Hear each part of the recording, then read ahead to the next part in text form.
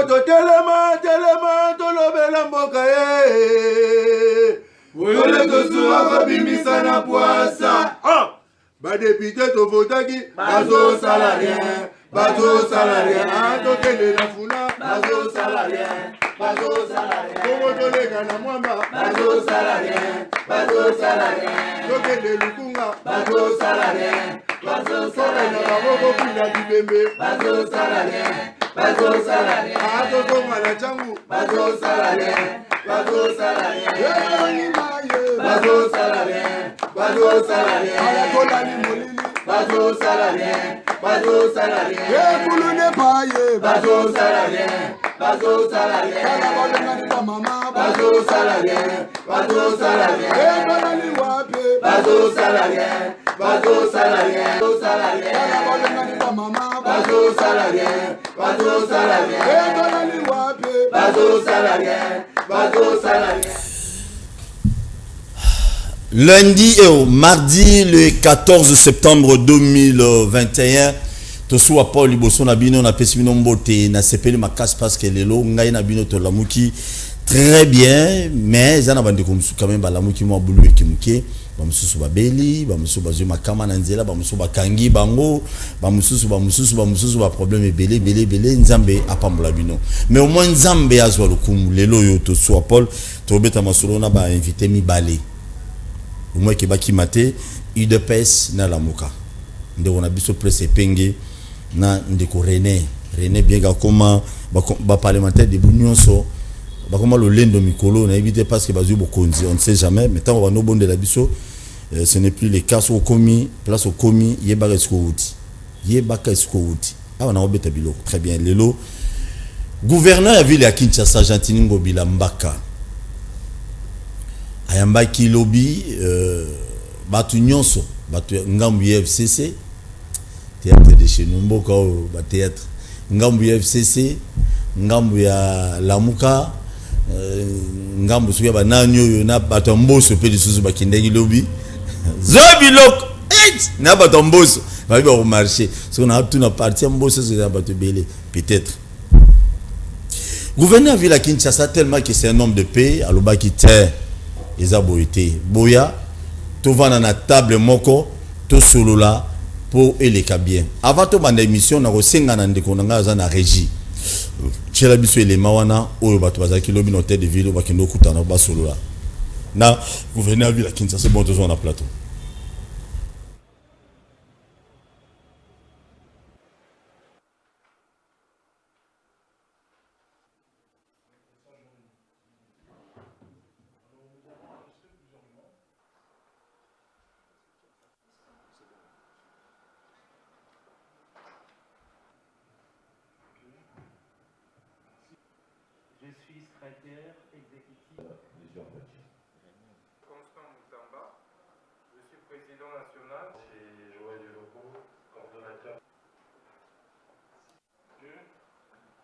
Loleka.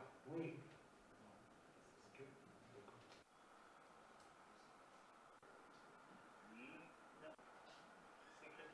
Excellent Babunda. Président. Merci beaucoup, Excellence.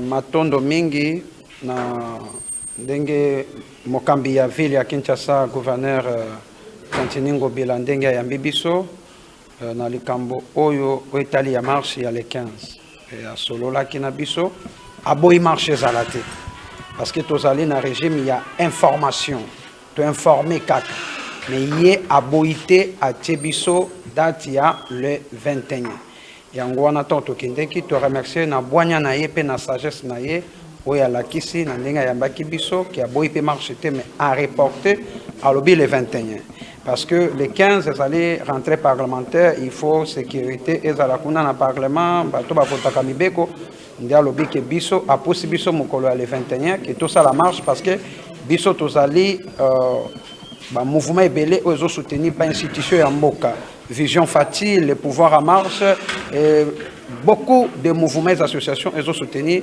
Mokonzi Amboka. Et le 21, le col Mokonzi a vu la Kinshasa Lobby.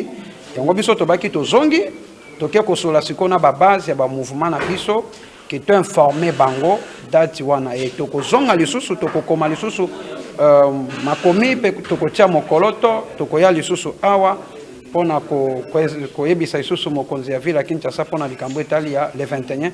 Le 21, Biso Toko Bima, pour toujours soutenir l'institution en Mboka parce que Dongolo Miso Bazoluka pour déstabiliser l'institution en Mboka. Et Biso Toza prêt pour défendre l'institution en Mboka. Le quoi Mukolo ya mardi à le 21, nous sommes prêts et nous allons marcher Tokotambola pour nous soutenir. Ok, ndenge bandeko banso baebi tokomaki mokanda na mokolo ya le 2 septembre pour na kopesa information na gouverneur ya ville ya Kisasa mwana mboka Jantiningo Bila pour ete toyebisa que mokolo ya le 15 septembre mercredi biso lamuka lingomba lamuka tozui initiative ya kobenga peuple congolais kotambola pona koloba non na seni o etondisami na bayi politique koloba non na molimo ya glissement kolekisa mbula oyo mobeko likonzi epesi pona kobongisa mapona pe koloba non na mayematali bongo fraude électorale yango moni gouverneur abengisaki biso pambate ya komaki mokanda koyebisa biso ete azali na makoki te ya ko encadrer biso pona mercredi ya le 15 septembre apesi ba raison na e oyo ezali valable à son niveau biso pe to meki ko faire voir ye ba raison o to pesaki sur le plan de droit sur le plan pratique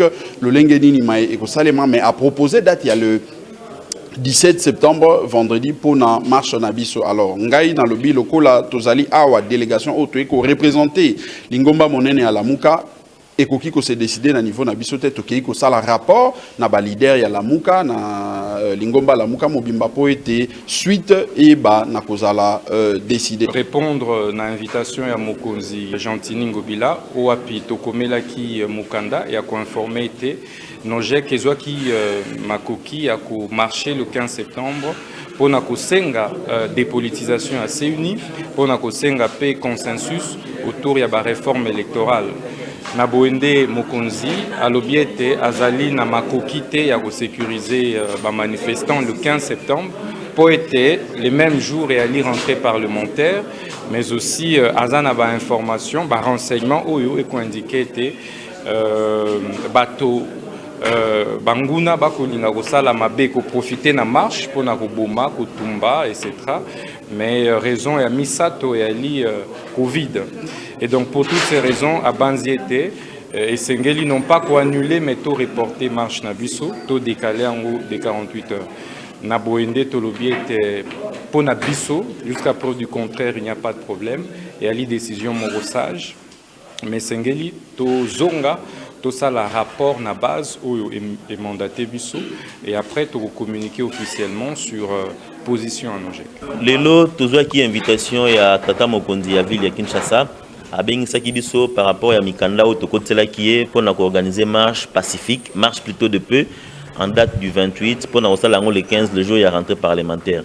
Kasi Mokonzi ya Ngombe ya ville ya Kinshasa atalisi biso ba raison o etini ete apesa biso mokano wana te même si toza na régime d'information eza na régime ya osenga autorisation te yango wana biso totalisi ke biso tozaki bato balibosia ko komela po na osenga ye azo acte ya prise ya marche na biso kasi yepa yebisi biso ke azali na ba information o eza na possession na ye ke derrière ba marche wana eza na bato bazokinga basala trouble au nom ya ba agenda o ba bazana yango alors to pe fongola porte wana te parce que mabe ko goya na kati ya mboka par rapport à ba marche to organiser kasi ya ebisi biso to organiser biso le 21 yango ngana na ko ebisa ba militant ya CRD ba jeune o appartenant na biso que gouverneur a pexi biso te to accompagner président le 15 mo la rentrée parlementaire kasi ya ebisi biso nde to zela marche na contre union sacrée et salama le 15 le 21 yango na ko benga ba jeunesse sur CRD ba que no rentrée parlementaire eza le 15 président assemblée za président na biso to ko tika akende. Merci pour l'andi gouverneur ville ya Kinshasa premier citoyen ya bakinois Jantiningo Bilambaka oyo wapi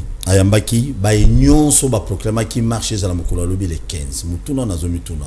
Pourquoi tous ces théâtres de chez nous y a ba politiciens ceux qui lamuka ba sengi marche pourquoi ba IDPC ko bima no cheki na ibi de soins ba militaire belé na ibi na ngapete mutanda ko bima bandani mais tout ça pourquoi démocratie on toujours le bato comprendre té hein papa ba fino auto reprocher qui na régime ya Kabila oh, ça ne peut pas venir aujourd'hui mais Dieu merci quand même nazalina mwana mboka invité mi balinde on a biso René babenga président René ane président mais président de la République mais président René muto IDPS et puis nande ko ngai presse penge oyo nazobana na parce que il est atiki réunion na bango sensibilisation ba stratégie ya marche à lobby a robeta bilo on a bien tellement que yemo asenga bilo boni de. Merci ndeko Paul journaliste. Merci Naba Ndeko Banso Balandaka chaîne monene babengi Wemsa. Qui m'est Très bien, on est en forme. Toujours en bien que tout le monde est déjà dans la ville Lelo, Bolobagi marche lobby ba konji ba sibino mais tout le monde déjà dans la ville ba mi tout ke ba ni ko tambola na sensibilisation na ba mégaphone na drapeau ici na drapeau ba tout c'est un peu bizarre. Toujours en pleine sensibilisation et mobilisation dès qu'on a ebete Paul Tosu alokola congolais wana makila lumumba na nzoto na ye akoya na marche mukoma lobi na beto koya po nous invitons ba congolaises pe ba congolais nyoso de faire échec na décision Ngobila a violé la constitution et donc constitution a pesibiso obligation et moto nyoso o a violé constitution c'est to telemelaye Ngobila a violé constitution to ko telemelaye et soko lingo telemelaye ezali ya kokita na nzela mokolo malobi na Kisasa pe na ba province nyos pour marcher na Kisasa te et olobi ba konzi ba telemeli likambo wate contrairement à makambo koloba Ngobila to komeli le 2 septembre aye ko répondre 8 jours après to komeli le 2 septembre conformément à l'article 26 de la constitution o elobi te soko za na manifestation komela mutako kamba ville siko zali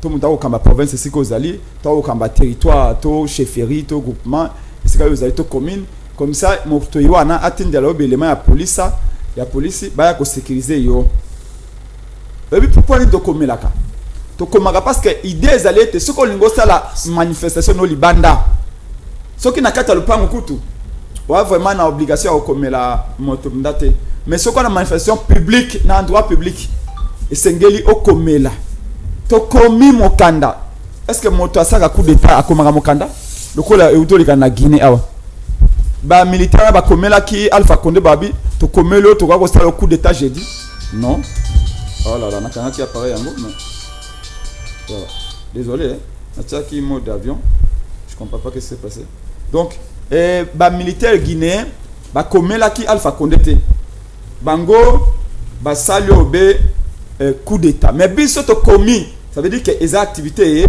pacifique on a koyé bisa na gouverneur et gouverneur mokolo ya misato le 15 septembre yeba été nanga kuna bandesika yiwana le 15 septembre les alliés journée aux Nations Unies a décrété comme la journée de la démocratie OK journée de la démocratie le 15 septembre donc et la journée symbolique c'est symbolique vraiment ta humour vraiment bino pe bojembelika wana politiquement pour ça l'impact pour ça pouvoir en place pour condamner pouvoir en place ou bien comment te ndeko nangai constitution lobete chaque tango yiso bolingi bo marché mais bokomela mokonza okamba ville pour atteindre la police va ko sécuriser bino soki to linga ki to tia mubu na ville ndeto marchaka chaque jour parce que la dernière manifestation à la Muka déjà quand il y a ça fait je crois 3 mois donc pour vous dire que na liberté d'expression déjà d'ailleurs tous avez que la proposition de la loi et tout ça pour montrer que nous chez nous dans la Muka monter ça là maintenant ko sukana likamona utoloba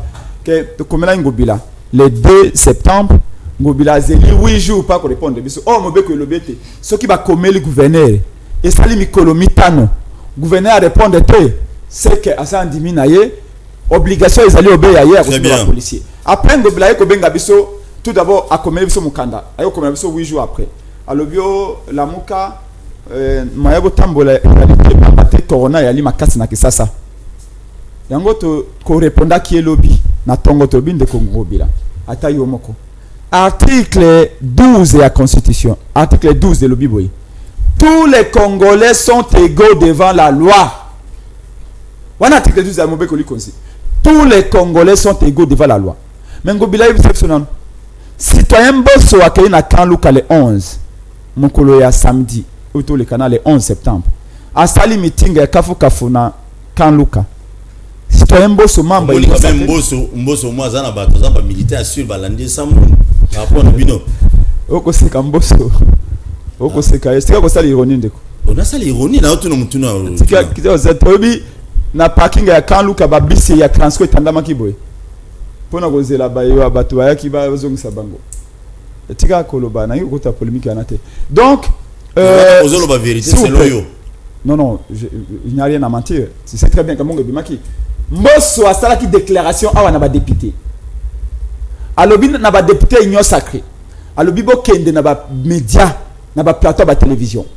Na ko futa mbongo na bureau ya Assemblée nationale. Olandaka ngo non? Là aussi na kosi. Tu avais suivi sa déclaration. Ça n'a rien à voir avec la mobilisation. Ah, alobi envahissez les médias pour défendre la CNI, pour défendre Félix Paul na 2023 vous allez nommer les sous. Mboso l'avait dit. Abi mbongo na ko zambongo abi bureau za mbongo. Très bien, nazo ngila. Mbongo ngo yanga chaki. Nazo ngila parce que yo au salima parasite mo muke, fa c'est sa logique nanga ya koloba. Mboso asali activité na Kanluka. Basebele. Corona kuna pas mboso ngobila bite corona zaki distrait. Bazaki ba vaccin. Te abi corona bandai kola la pongi. Augustin Kabuya chaque semaine ana ba matinée politique na 2000 3000 personnes à siège à IDPS. Ngobila bino na IDPS corona la pongi. Artistes et musiciens les qui na biso ko beta musique kitoko Dadju. Joue na kangami na embouteillage devant Gat Hotel wana na chaque pendant 1 heure. Plus de 6000 personnes na Dadju mokola samedi. Fête ya monene les uns les autres entassés ba kangami boy. Et puis na Gombe, Kalina, la commune la plus infectée de la ville.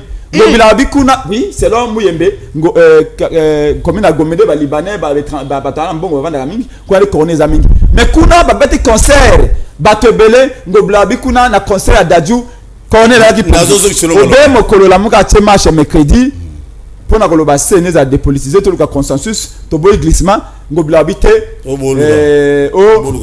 bon to anila ngopo corona et que ça mingi pas fayulu na la muka l'hôpital ma bengi biso akomo lo bana biso te bo saba sika comme oki presse populaire bana ki sasa ndeko nanga nazali na bandal na peso mwa bilili o tshela bo muna ba mama bandal babi to ko tambola makolo tina triomphal tant oki presse populaire oh non bo saba siko na ndimi ma chose là ne bo poussa yango to bité donc déjà corona de madame Bazaï Balobaki ezali corona le trop corona là merci corona ali ko bali ambongo mais n'est plus corona politique nazo zongila marche ali confirmer lobby zela dans la deuxième partie non ndeko René naebe que non ça fait un bail aux alaki à Watozaki na Congo central les lots et lokoni nous ont motivé IDPS les lots boyo kata sonité baninga ba déclarer marche na bango le 15 bino IDPS boyo bino boko soutenir nini beta biloko zala les beta biloko.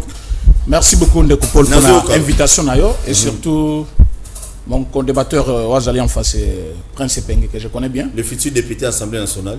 Ah oui, c'est un Congolais, il a les droits, ça ne peut pas lui manquer.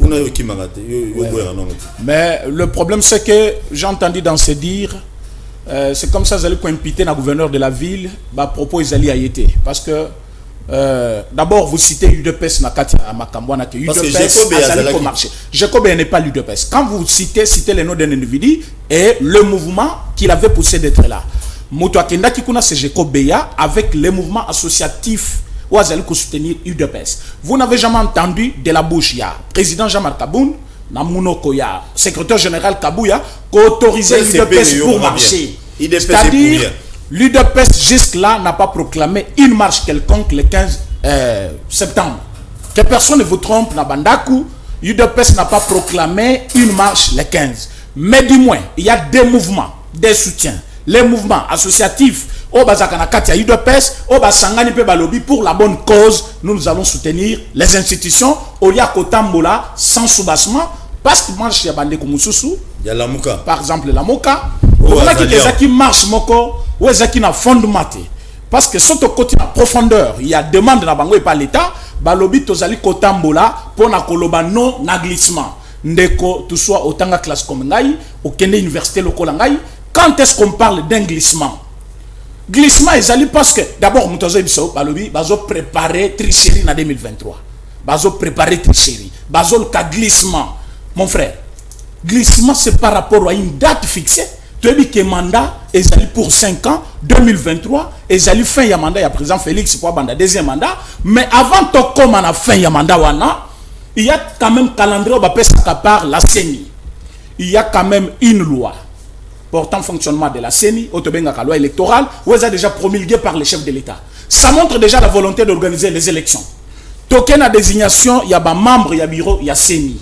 Nous sommes à ce niveau-là, au moment du blocage de na côté, il y a la confession religieuse. Ce n'est pas le problème du gouvernement, ce n'est pas le problème de l'IDPS, ni le problème, il y a président chef de l'État. Et il y a eu retard, blocage à volonté, il y a tout le monde que je peux citer, confession religieuse catholique par exemple, et nani SSC, il ne faut pas nous amener maintenant pour créer un désordre, non glissement. Glissement, il n'y a pas une date butoir, il n'y a pas un calendrier électoral. Alors, il n'y a pas des étapes qu'on a zappées par le gouvernement. Parce que quand on parle d'un glissement, c'est-à-dire quoi? Seigneur Salobi, 2023, au mois de décembre, les 6, il y a élection. Mais avant d'arriver, il y a des étapes qu'il faut passer et qui étapes on les a respectées par le gouvernement. Et elles sont respectées par l'État. Le pouvoir en place n'a pas la volonté d'organiser les élections. À ce moment-là, on parle d'un glissement ou préparatif d'un glissement. Mais comment vous pouvez parler d'un glissement?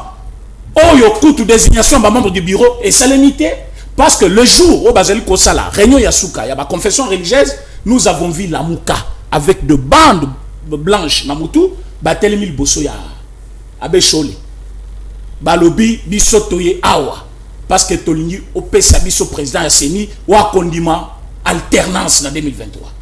Donc pour eux, la constitution qui a consacré quand même un mandat, une fois renouvelable, et en a placé, il faut 2023, coûte que coûte, nani, comment on appelle ça? Il faut changement de pouvoir. Ça dit, Moutmoussou Soazon a la place à Félix. Et Chol sort bien à lobby devant des médias. À lobby na yokibino, je prendrai ça en compte. Et ça qui devant des médias, seul qui image, je vais vous amener ça. Quand Nani Abe Chole était en train de répondre, Naba militant et la Mouka, et après Aboumi Minda, Abengani Batu, et des ordres de Soyaki Kolandawana, qui sont à la base de ce blocage-là? Est-ce que ce président Félix? Est-ce que c'est le glissement préparé par le gouvernement en place? Est-ce que c'est l'UDPS? Donc il faut comprendre que marche, il y a les 15, il y a la Mouka, et ça qui non fondé et sans cause normale. Merci beaucoup. Voilà pourquoi Bandego Obakendaki, ils sont le mouvement associatif et non l'UDPS en question. L'UDPS comme parti n'a pas organisé les marches, mais du moins, le mouvement associatif, il y a UDPS, va s'unir comme un seul homme Balobi. Nous allons marcher pour soutenir les institutions de la République. Très bien, merci beaucoup. Donc, marche n'a bien non fondé. Marche n'a bien fondé.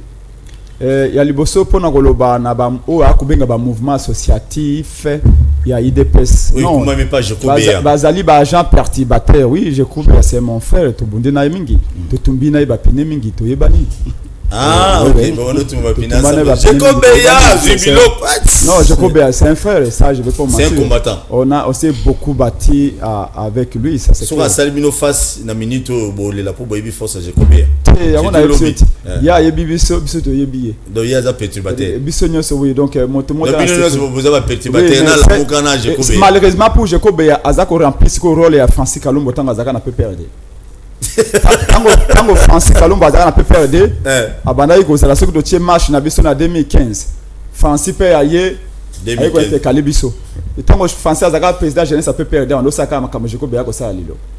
Ce qui a monika opposition à l'époque autres zana ba jeko beya to marche. Francis Kalumbo a jeunesse a pu perdre ba on peut ba na marche. C'est comme ça jeko beya yé ba na pouvoir na Félix na ndenga nyamu nyamu. Ba bandi ko répéter les mêmes erreurs. Donc ça ba congolais passe mingi yangwana. IDPS marché presque chaque semaine. Mais IDPS c'est là la mouke lingé marché IDPS obité. Voici notre droit comme marché. Je vais lui dire que marche ezali fondé. Pambate bisona bango na IDPS to marché en 2011. Système bango na ibité soki ba seri wana azalaka. Na Jacques Chabani. Mais à l'époque, Azala Mouké, les Londais, comme on a pouvoir de santé. Oui, Jacques Chabani, Serge Mayamba et tout ça. Nous instaurera un système Moko en 2011 pour nous faire dépolitisation à Séni. Tu bien un jeudi serveur. Chaque jeudi en 2011, tu vas au marché. Pour nous il faut que l'on la politisation à Séni. Il faut que le serveur central, tu aies nombre d'électeurs. À l'époque, Ezra Kamabe, tu sais qu'on a bino. mais le autres ça lango et tant beaucoup na pouvoir na nega ki moyibi beaucoup mo le ba ote et puis à lobby pour l'année ni boza ko le ba glissement ezali c'est à dire que pour na ye et sengeli tout monde a glissement to comme en 2023 ce que l'électionalité wana to gangi que glissement yali mais la tension est là. D'ailleurs je lui rappelle à lobby te na mois de décembre l'élection que ça la maté l'élection que ça na mois ya octobre 2023 ne ba congolais ba ko no pona mo ko ya sika mo ba député na bango ya sika yami balé à lobby te to kendaka ipa abeshole to pese mukanda oui ngai na seje olo nzuri meta abeshole mukanda mais pour nini mokolo ba confession religieuse ba ko pona mokonzi ba konzi seni to kei ko sala sitine pacifiquement to yebisi bango était démarche na bino ya démarche moko piégé beaucoup ko yo kanate parce que le régime a Félix ça corrompe baninga musukati na bino to pesi yo abeshole lokola a ipa na bino na senko ne ba ko sa ba réunion to pesi yo mémorandum na biso jeunesse ya lamuka okende ko pesa na chaque confession religieuse yebisa bango te voici point de vue à lamuka point de vue à lamuka ya nini le bete mobeko e sami na assemblée nationale oye pesi Kabila des délégués na bureau ya CENI et puis si tu l'ombona union sacré 4 délégués na CENI ils ont préparé fraude alors bino ba confession religieuse bo accompagner ba politicien te biso to lingi biso ba politicien to bima na CENI to tika bino be confession religieuse bo gérer CENI oyana ezali message ya lamuka et tonga beso la zui yango alobi na zui yango alobi yango image ezali alobi na zui yango mais ngai nazali moto yambi ba confession religieuse na yambi ba confession religieuse na Senko mais na ko mema yango acquis des droits c'est qui c'est les 8 confessions religieuses oyo bazalaki ba destinataire ya mokanda yewana c'est Kabesho avait fait on va continuer la réunion alobi voilà la muka yiko sa sitina voici point de vue na bango nda kabuli mutu parce que totinda Kabesho les comme individu totinda ki ba confession religieuse c'est qui est logique sauf muto bongo ya litenda ko comprendre ngo mabe alors il y a pona ko sukisa ndeko la muka ezana principe na yango ndé na uti ko loba yango awa ba raison oyo ezaki évoqué à corona na uti ko démonter en que raison à corona réalité le lo a ko loba o rentrée parlementaire Kinshasa ezana ville moko yali na 9000 km². Kinshasa c'est 9000 et quelques km². Kinshasa ezali monene chaque personne a eu tenir l'activité naie tout à respecter la constitution là où il est ce qui ngobi alobi ke bo bino la muka bo bandane to lobi to bandana Pascal tito osuka na palais du peuple akokai ko loba ete saba bino la muka le ko la palais du peuple le ko la palais du peuple meeting ya edini raté parlementaire ali bo suka na première on aurait discuté c'est ça muto ana manifestation na ye ko loba bo bino ko bandana bandal mais bino elo zo loba on a parce que naibi ados ndombasi ayebisinga ya obanda suki wapi wana soko ta baselemba okuna bino bo banana changu batu ba banda pe na commune Kinshasa bazali ba olegelo wapi olegelo uleri ba ndeko bandana nuko féliciter coalition la muka poto ba putschiste te na lobi moto asaka coup d'état komaka mokanda te na Guinée ba komaka mokanda te ke ba ko sa Alpha Condé coup d'état ba kende ko sa les coup d'état mais biso to komi mokanda ça veut dire que nous sommes des pacifistes et des démocrates et surtout que to ko marcher mercredi mokolo ya démocratie et le 15. Et en plus, tu saisis la CPI officiellement. Et le procureur a garanti que l'élément à CPI va se faire marcher. Pour le faire que ça c'est un BTA. Bah au de les jets privés. À quel CPI? À quel CPI? Et bien on peut pas la muka. CPI au Tumba station. Parce que Kobanga ya. Ils sont pas le lobby la muka. La muka vous avez besoin de la désordre le lobby au Tumba station. Bon piller bon bouka magasin bateau. Yo moni muto alingi a piller magasin.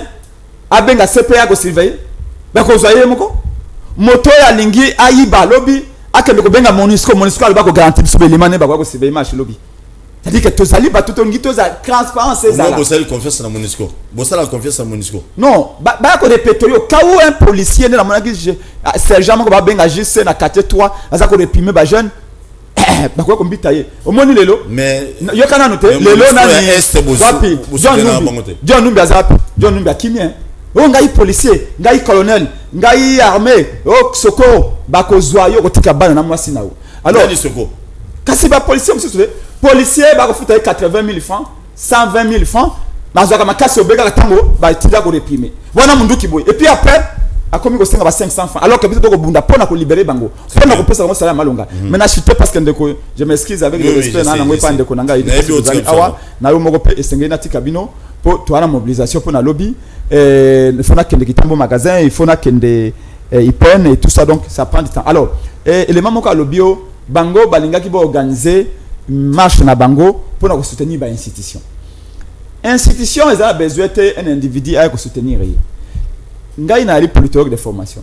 L'institution se soutient toute seule. Comment? Olanda ki lobino. Na ba action malamu boko sala. Na projet politique na bino. Lo lenge boko sala bolamu pour na peuple. Nde soutien na bino yango. Parce que boyebe ete ata peuple bino na nzela peuple ba kolinga bino. Mais ba comprendre que gouvernement ya Chilengelou yanda kisaki moyibi. Et ali gouvernement moko ya on les a engagés. Chilengelou zani. Yanda kisaki moyibi. Yo bien monté. Les exemples. Qui moyibité. Non non. Si les exemples. Exemple à Koyiba. Exemple à Koyiba. Ayum de lobby. Parce que 13 millions à liboso ba tela Chilengelou va détourner yango. Alingati mutalobi yango. Talanda kisa. Olandi lelo programme alimentaire mondial. RFI toute la journée nazaki lelo na RFI. Tisco tcha RFI ko yokango. Tcha dans 13h30. 27 millions de Congolais, 27 millions dans toutes les provinces du Congo. Bazana sous insécurité alimentaire. Les pays au monde où ils ont battu beleba ko fananzala ils RDC. Rapport ebimi awa. Pe rapport en temps ba publier en lobby dans les Nations Unies, ba bengi ministre pour aller charger l'agriculture. Ministre Andimi abi passer l'équipe. Ministre comment le béali coronate. Incapacité à gouvernement. À votre cabisso. S'il vous plaît, non, je connais chuté. C'est-à-dire que Mboka Oyo, un Congolais c'est 4 à Okufanzala. Babi na Kasai bana matami vimbi bonzala. Équateur ban Équateur basili nanzala bakimne ça bakena kisangani. Nzala. Et pas na loja kuna kudikolo bate mundako tambola boyo talio ndem taliboma mais nzala mutu normal. La pauvreté à l'intérieur est plus. Budget Félix c'est pour l'agriculture zani. Budget agriculture n'a année passée ndeko. Bah exécuter moins de 40% à budget. Merci. Avant qu'il n'a pas la présidence a exécuté 100% à budget naïe, a versé 40%. Mais budget agriculture, budget les apprendre que l'on a qu'on soutenir le projet agricole, bah exécuter on a moins de 40%. Présidence est reproduit. Très bien. Au béba girofa pim pompi poto comme on a mis toute la présidence dans banganda dans la boîte de nuit. Merci. Alors aussi comment l'ingi peuple wana a soutenir le gouvernement d'Engwana na est on a qui député Paul na Beni 72 jours ration alimentaire et la militaire réalité 72 jours ba na Beni lobi ba sali marche ba lobi bolongo l'état de piège pour nous benga ngo pas état de siège ba na Beni ba benga ngo état de piège Félix a piégé les Congolais ba dénombré 585 morts na rapport ba député à est ba pesa ki lobi na parlement 585 morts en plein état de siège. Nations Unies lobby 1100 Congolais tués depuis 2021. Un régime incapable de sécuriser les Congolais. C'est là. Ayo ko benga la biso Mike Hammer coopérant naye, ayo biso 4 soldats américains. Alors bio ba yepo na na est. Obi c'est aussi obi que c'est pas zongi. Ba quel état? Ils sont rentrés depuis la semaine passée. C'est-à-dire que le régime a publicité. On ne pas ça musala. Au komona bango be ba fotona amen na ba biro. Oh, to salibo. Qu'est-ce qu'il faut concrètement? Basali deux projets. Chilengelou, 100 jours. Chilengelou, 13 millions de dollars. Bali yango, bayibi yango. 100 jours, 600 millions de dollars. Et Ibami. Obi Moussa Kabila Tangwa avec le Kasaki. Nako suki esika Iwana. Parce que balobi, si ko banquette ezali ko bime pas alengeti, te publicité alengeti, azako sa mamo sa malamu pour ça rapport. Mazali ko protéger ba voler le régime à Félix Tshisekedi. Pourquoi? Potunya alengeti ba yebisa biso mbongo ya rami ko kende wapi? Qu'est-ce que ni mbongo ya rami ko kenda? Loko la famille présidentielle balobi ezakuna de tokoyoka. Alengeti ba ocha manzaka kuna te. Rami ezali importer taxe et redevance te. Balobi aucun impôt ne peut être placé sans une base légale. Avant qu'il loi ne peut pas être chose de haram. Et puis donc c'est du vol. Après que la kunate. Muze tangwaye awa. Muze akanga babimbai. Muze akanga jamboleka. Ancien gouverneur ba. Et muze obligé na bato o ba yiba kimbongo. Muze abi a récupérer ba immeuble na bango. Neti bato muso uta bandu nuso ba Kongo aboy. A récupérer bandako na bango. Abi mbo bandako bo sobaki na mbongo bo yibaki. Mbongo a peuple. Muza teki bandako azumbongo yowana azongisa kesa l'état. Yo zali journaliste. Ana ndoko aide pes. Une seconde na kate sika yowana soka répondre ngai. Ayo pisanga na bado tout ba yibi mbongo. Alors c'est peut-être comme $1 milliard ba congolais. Combien ils ont na kesa l'état? Zéro. Libongo Tolu. Après ça, non réponse précise. Ok, ça. Combien de besoin de rapidement, en tout cas, pour te libérer. Pour le petit peu, Merci Ndeko. Je te remercie parce que Pessinga a des réponses. Je suis très sûr que la demande de Nayo Mutuel Bosso, il faut répondre, ça sera l'ancien Premier ministre, M. Mouzito. Où il faut les rendre compte. Comme Kabila Yaki, à Kangi Bansen d'unité, Mobutu, à Botol Mapango Nabango. Aujourd'hui, il y a d'abord une plainte contre M. Adolphe Mouzito, qui est l'ancien ministre, l'ancien Premier ministre, qui nous présente les ressources et richesses na yelelo na banda oui assez Jakate mais à Futamaka ça qui veut dire non ça qui veut dire demande qui a déposé la plainte. Qui a déposé la plainte? Oui. Je ne suis pas ici comme avocat de quelqu'un. Non, mais je sais qu'il y a une plainte qui existe. Oui, je sais une plainte qui existe. Non, mais c'est contre qui? Contre qui? Adolphe Mouzito. Qui a déposé l'enrichissement illicite? Qui a déposé? Mon frère Epeng, je t'apprends. Non, non, il n'y a pas de plainte contre ça.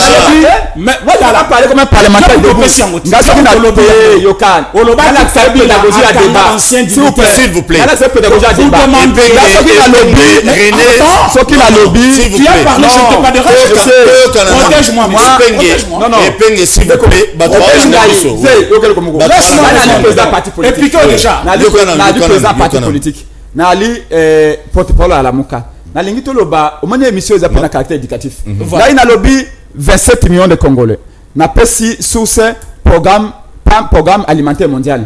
Na lobby Kekuna 72 jours ba militaire ba kolia na benité. Na pesi député Paul. Il y a une plainte. Il y a une plainte contre Mouzito. Ayo sabiso qui a déposé la plainte et quand je sais que c'est sûr. Cela répond ngata na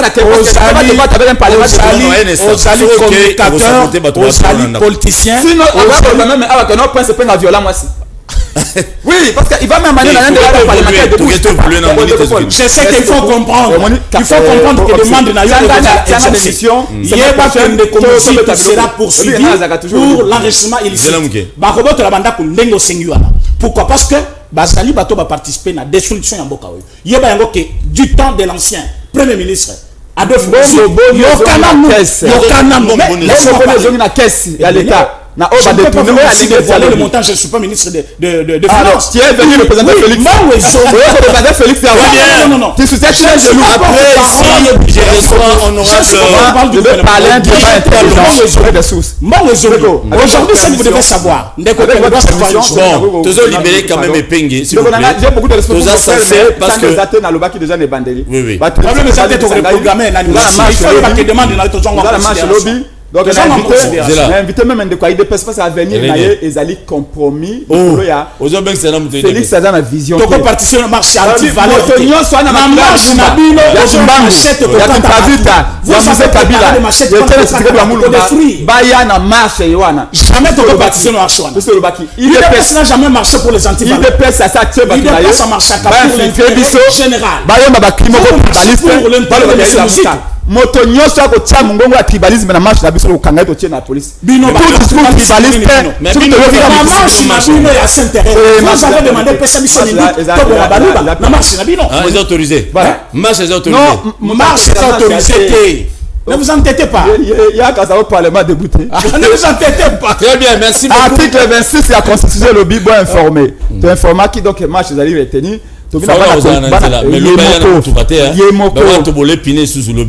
Au sopi pétrole, au foot à pétrole. Au sopi pétrole, au foot à pétrole. T'es faul, pardon. Babengango, ezali destruction méchante. Yo au bout qui téléphone après c'est pengo ko futa yango. Bo pesa merci beaucoup. OK marche na mutuka. OK pe marche na mutuka. Bo ça l'aise. Bo ça marche à VIP. Na yepselo komoko. Biso to ko ne marche na lipapa mo. Na yepsa bato yo. OK marche. Yo tango ko tuma exemple que non bani. IDPS. IDPS. Yo kana idée avec marche na mutuka. Yo pe yo gaina no terrain. Oh zo biloko. Mutuka na marche à VIP. Mon frère. Bo pesa Fatima. Bo pesa Potame. Mon frère. Beta biloko. Liberté. Parti politique basala yango to pona kosala pona kotumbaka bapine po IDPS ezalaki formé pona kotumba Aujourd'hui, la démocratie, Les autres personnes de démocratie. Au commun peut marcher libre. Marche la vie des interdites, mais ça repoussé. Ce qui fait que c'est autorisé. Na une date ultérieure. Je vous dis la vérité. Le coup la politique de formation. Parti politique basala ngo pona ko bimisa ba idée. Pona ko réfléchir. Peut-être beaucoup de pouvoir ba idée na bino wana bo matérialiser ngo bo bongo la bomo ya congolaise la malamu. Parti politique basala ngo te avant tout pona ko tumba ba pinete. Pona ko saba marche te. Ba saka marche quand c'est nécessaire. Mais il dépend ces qui formés pona ko gérer mbokate. Il dépend pas ba former ngo pona ko marcher, ko protester. Yango moni le même ko koma mukanda ba yebité. Yango moni échec ya lelo incapacité ko gérer mboka. Zapo bazaki marché bazaki formé kaka pona ko marché balabala kaka leader Madidi ayake pana biso ayake pana biso parti politique na capacité ko marché non parti politique ba bango na mayele leader peut monter tout le s'il vous plaît on libère Epenge merci beaucoup to libérer Epenge Akende si ça rapidement après Awa j'ai reçu honorable Ogi Kalonji donc on va parler un peu situation to ne balima longola président assemblée nationale to le banane moi makamebele dans quelques minutes je crois surtout Sina René pour to beta bokendité hein vous allez brancher très bien to qui rapidement de konongai mais moi je savais que Okobengela ngai Epenge pour tout ça l'émission mais j'ai vu Epenge qui a des réunions donc il est plus occupé que moi alors non, parce que dans ce sens là d'ailleurs il dit qu'il ne savait pas que c'était moi il fallait yonde yebisanga kina na kozala pour que na sala na émission parce que lelo c'est l'UDPS qui a montré dans la partie Moussous comment c'est la politique. Est-ce que dans le moment où Kabila a zali na pouvoir, nana yeba ki Epenge. Biso to pese Epenge zela kobima. Kota mula pena balabala koloba na télévision, ko revendiquer, ko epena na plateau de télévision koloba nenga zolo baboye. C'est à cause de l'UDPS. Avant que l'UDPS ne soit au pouvoir, qui connaissait Epenge? Dans quel parti politique il avait œuvré? Donc quand il dit que l'UDPS n'était pas formé pour faire le pouvoir, et vous les laissez partir maintenant, il fallait que je lui réponde ça. La réaction parce que quand il part, il n'a pas connu cette vérité. Parce qu'hier, dans mon foyer Baki, il n'y avait pas un parti politique dans l'opposition plus que l'UDPS. Donc, en dehors de mon père, c'était l'UDPS. Et l'UDPS a fait le beau temps de l'opposition. Voilà pourquoi, une fois accédé à la pouvoir, il n'y a pas d'opposition. Ce qu'ils font, ce n'est pas de l'opposition. Ce sont des bruits. Quand il vient à la télévision, il pense que... Vous allez comment on est parlement debout. C'est parce qu'aujourd'hui, bango ba comme peu ba combattant. Ba combattant, ba zaki ba combattant, il y a eu de peste. Mais bango le ba comme le parlement debout, il y a la moka. Ba zali ko imiter nan, ba zali ko imiter eu de peste. Ceux qui ba zali ko imiter le parlement debout, il y a eu de peste. C'est que ce parlement a fait quelque chose. C'est ce parlement là qui dénonçait contre M. Mobutu, contre M. Kabila, jusqu'à ce que l'UDPS du pouvoir. Ça fait que ces parlementaires debout là. Donc ce ne sont pas des gens à minimiser, ce ne sont pas des gens à avoir comme si ba zali ba marche pied, mais ce sont de vrais combattants. Oh basali kelelo na mboka na biso politique le bamana minoko ya ba mama ba tekinguba ba chayer ba tutu ba politique à cause de ba parlementaires debout parce qu'ils ont bravé quand même la paire. Ba laximu kilmobima que le courage paye. Ba parlementaires debout ba kangama ba betama ba boma bango omoni ba photo yo moko na ndako ya John Numbi ba photo ba combattant belé. Ba musu ba limwa donc ba parlementaire debout place boza d'abord na pesi binombote na petit Jacobéa mbote pour la courage Jacobéa mbote pour la courage naie du fait qu'il revendiqué au nom de l'UDPS parce qu'Azali mouvement associatif il y a UDPS lui-même membre de l'UDPS mais UDPS est indiété non je dis bien ce sont des mouvements associatifs quand c'est l'UDPS qui demande une marche au commun secrétaire général au commun président il y a parti mais quand vous amenez Ndeko Epenge à la télévision dire que l'UDPS n'était pas formé d'abord il dit l'UDPS ne sait pas écrire une lettre alors que la lettre de 52 pages écrite à Mobutu, c'était une lettre écrite par Etienne Tshisekedi Mulumba avec ses compatriotes au Bazaki Pembeng Naye. Alors si l'UDPS n'a pas cité Papa Tshisekedi, malheureusement. Il a parlé de l'UDPS. Alors quand on parle de l'UDPS, écoute-moi. C'est que j'ai dit, tu ne peux pas parler de l'UDPS et oublier Etienne Tshisekedi Mulumba. Tu ne peux pas séparer l'UDPS et Etienne Tshisekedi. Quand il dit que l'UDPS n'était pas formé, alors que les géniteurs de l'UDPS, c'était Etienne Tshisekedi. Donc vous voulez dire que qui pouvait former l'UDPS pour être préparé au pouvoir? Il a préparé son fils au pouvoir.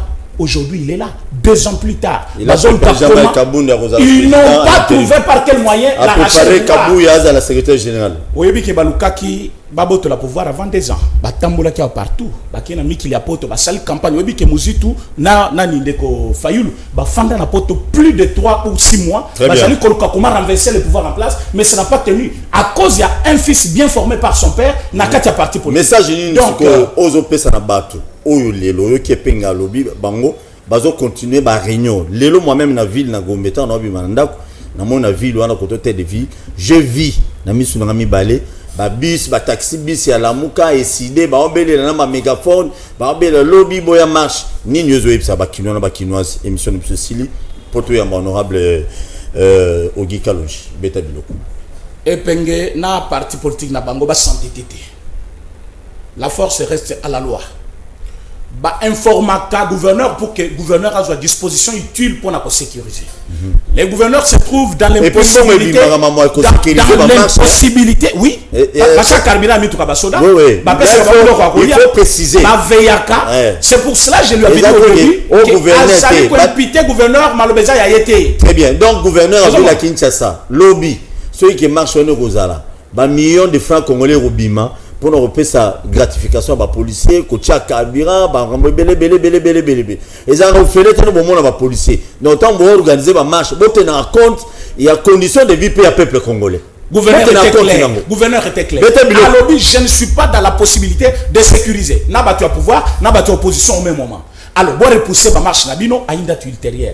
Bah interdire marche les 15, mais on n'a pas dit que bah annuler yango, mais bah repousser ma date. C'est qui veut dire la démocratie est en marche. Quand il compare par exemple Papa Mbosso non, à Kendaki, comment besoin interdire biso. Papa Mbosso est parti, il a mobilisé. Quand Luka bango besoin kobeta la tolo. Au moins quand Luka dimanche est tombé. Donc quand Luka est à bangote, là quand d'abord félicitations au président. Christophe Mbosso parce que Azali Moko ya bato tana moni bato Luka. Mais je vous dis que 2023 je vous dis président Fachiko gagne avec 99,9%. 99,9%. 2023. Je vous dis avec beaucoup de connaissances de ce que j'ai dit. 99%. Je vous dis au moins mobilisation. Ça c'est moi qui cherche ça. Donc Fayulu a 1%. Non. Fayulu quel peuple? Qu'on ne vienne pas vous tromper. Écoute, peuple, écoute. Même à ne plus avec Fayulu. Soyez bien notés. Même à ne plus avec Fayulu. Katoumbi ne plus avec Fayulu. Je vous dis, Katoumbi ne plus avec Fayulu. Katoumbi a des pères de mère. Bon, Koko Sanga a débat en été parce que Nazar Noël Tchanité, mais du moins, la proposition de loi a été déposée et au Moni côté Nilbazali, beaucoup embrayé. Je suis en train de dire ceci. Bande Konyo Sobakenda Kikuna, au Senga. Le gouverneur Ngobila a répondu clairement qu'il va repousser la date là-bas. Mais aujourd'hui, je dois dire au peuple congolais, le peuple n'est pas le peuple parce que non, c'est un peuple. Le peuple se mesure sur base d'une action. Fayulu a déjà fait que l'action avec son parti est réussir. Aucune action. Et les locaux qui vous dit qu'il y a parce que donc ce qui veut dire, M. Fayulu doit se contenter de ce qu'il a comme mandat d'un député. Il ne doit pas vouloir faire un désordre dans le pays. Je vous jure, ce qui bâtit qu'il faille l'abimissa, bâtonner l'anzela, à cause de moins de 500 personnes. Mais je vous l'ai dit, Fayulu n'a pas 500 personnes au Bakobi Mananzela. Donc je suis en train de vous dire ceci. Ce qu'il est là, M. Fayulu va autoriser l'abimissa Batonazela, il aura moins de 500 personnes. Bien, parce que la popularité est ça qui est créée par M. Mbemba et M. Katoumbi qui ne sont plus avec lui.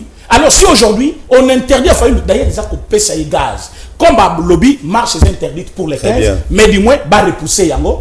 Je suis en train de vous dire, monsieur Paul Toussoua, au la témoin à Kishasa, date bakocha marche na bango, sans Katumbi, sans Mbemba, vous verrez que Fayulu fera 500 personnes. Yango va préparer la machette. Au moment qui va simbi drapeau, il y a eu de pèse. Balobio, Jean-Marc Kabounda, Pessi machette. Jean-Marc Kabounda était dans l'opposition, il n'a jamais distribué aucune machette. Batu machette, très bien. Les lots, au Tali, déclaration, il y a PPRD. La déclaration à la Mouka, ils sont ensemble. Alors que technique machette, n'a ça et il y en a PPRD. Baza déjà bien préparé. Babi Mabaka Tabatu. Babi Mabasa désordre. Batia Mouto IDPS. Il y a félicité Ngobila du fait qu'il a partagé. Pour que Batamboula, le même jour, pour éviter les dégâts. Comme ça, c'est pour cela que je vous dis Lobby. 2023, 99,9%. Merci beaucoup. Merci. Je vous l'ai dit, avec assurance. Merci beaucoup, président Félix Babia Ozala. Réoli na 99% selon René Yaïdepes. selon ton souhait. Selon le peuple. Massango Mais, 18 000 francs. De 42 à 18 000 francs. Merci beaucoup. Vous êtes au courant de ça? La Bukangalo de Zopola. Non, bimité. Ok, merci beaucoup. Balobi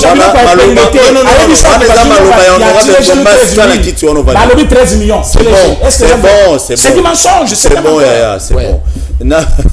Très bien, politique Yanga, Yaya. Talabatu Ali Mbongo. Non, toujours défendre Mbongo. Merci. C'est bon. C'est 18 000 francs. Et Kiti. Alors, il faut maintenant vulgariser. Ça comme alors c'est Kiti Toté. Petit à petit. Merci. Merci. Nabatu balandaki epenge na ndeko na biso René ya UDPS. Soki ba betseki bino mabaku bolimisa bango lelo hier bazali place moko ko welela bokonzi ko loka bokonzi. Mais lelo epenge na Faulu na Muzitu bazali banda masolo ba okemba. Lelo ba René bazali ba olia biftek, c'est tout à fait normal. René défend ba valeur, Koto va défendre mamuna bango. Tokutani dans tout à l'heure na honorable Ogi Kalonji Eli Achango tozo betane biloko. Ogi Kalonji ayawa pour expliquer batu. Na yambi ba député mususu ebela wa bomoni ba défilé sur 10 députés ba lobi onombo ça pesa batu malobate. Yé pas un député puis za Kinois. De péré de mer. Totunayi. Fonctionnement ya mabunda. Na yé na mboso lelo. Ça marche. Yoka biloko Ogi azoloba na okile dia mawapo. So na fungoli téléphone azomituna. Ya misatu Ogi Kalonji akoyebisa biso lelo député national élu ya Changu akoyebisa biso ba loi boni basali pour l'intérêt ya peuple. Wana nde téléphone na okile dia mawa. Zo biloko. Merci. C'est la biso élément ya Jatini Ngobila na batu IDPS na batu ya FCC Kabila lobi na butu pour na masolo poto ya honorable Ogi Kalonji. Merci beaucoup René. Merci beaucoup. Merci beaucoup. Merci na ki patriotisme na yo. Peuple à la kimia, mboke zali kobonga. Merci. Fachibe. Merci. Fachibe te le bama suite pas battu des pes. Très bien. Et le bama suite. Qui vous a dit ça? Nous devons nous bien Fachibe. Allo bango changement. Merci Aya. Peuple amoni. Peuple na banolo ba Fachibe. Merci. Ya beta biloko kuna. Beta biloko. Ya mbaki biso qui a boy pe marché mais a reporté à lobby le 21. Parce que les 15 allaient rentrer parlementaire, il faut sécurité et la kuna na parlement, bato ba votaka mibeko, ndia lobby ke biso a posi biso mokolo le 21 que tout ça la marche parce que biso tozali ba mouvement ebele ozo soutenir par institution ya mboka, Vision Fati, le pouvoir en marche et beaucoup de mouvements et associations ozo soutenir mokonzi ya mboka. Et le 21 lokola mokonzi ya ville à Kinshasa lobby, yango biso tobaki tozongi toke kosola sikona ba base ya ba mouvement na biso qui est informé bango dati wana et toko zonga lisusu toko koma lisusu makomi pe toko tia mokoloto toko ya lisusu awa pona ko yebisa lisusu mokonzi ya ville Kinshasa pona likambo etali ya le 21 biso toko bima po tozo soutenir ba institution mboka parce que ba dongolo miso bazoluka ko déstabiliser ba institution mboka et biso toza prêt pour défendre ba institution mboka le quoi mukolo ya mardi le 21 nous sommes prêts et nous allons marcher tokotambola pour ko soutenir. OK ndenge bandeko banso bayebi tokomaki mokanda na mokolo ya le 2 septembre pour na kopesa information na gouverneur ya ville ya Kisasa mwana mboka Jantini Ngobila pour ete toyebisa que mokolo ya le 15 septembre mercredi biso lamuka lingomba lamuka tozui initiative ya kobenga peuple congolais kotambola pona koloba non na seni o etondisami na bayi politique koloba non na molimo ya glissement kolekisa mbula oyo mobeko likonzi epesi pona kobongisa mapona mipe koloba non na maematali bongo fraude électorale yango moni gouverneur abengisaki biso pamba te ya komaki mokanda koyebisa biso ete azali na makoki te ya ko encadrer biso pona mercredi ya le 15 septembre. Apesi ba raison na ye oyo ezali valable à son niveau biso pe to meki ko faire voir ye ba raison o to pesa ki sur le plan de droit sur le plan pratique le lengeni ni mai e ko salema mais à proposer date il y a le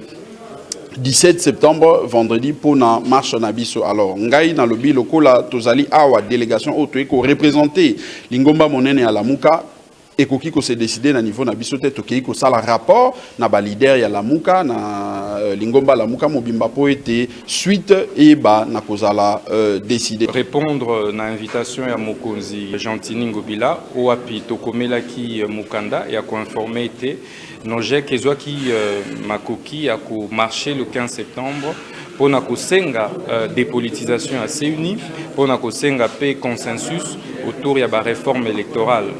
Na boende mokonzi alobiete azali na makokite ya ko sécuriser ba manifestants le 15 septembre pour être les mêmes jours et à l'y rentrer parlementaire, mais aussi azana ba information ba renseignement oyo et ko indiqué bateau banguna bakolinga kosala mabe ko profiter na telema tolobela mboka ye. Oyole kosura kabimisa na poasa.